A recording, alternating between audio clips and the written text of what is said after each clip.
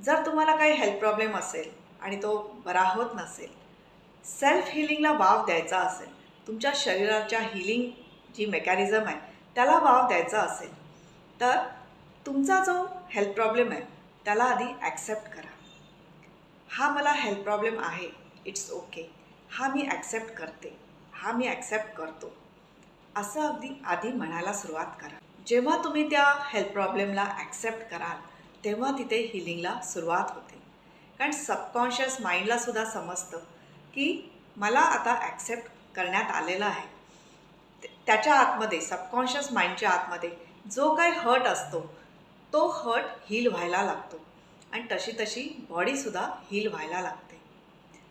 बॉडीला हिलिंगसाठी अलाव करण्यासाठी पहिली स्टेप हीच आहे की आधी ॲक्सेप्ट करा.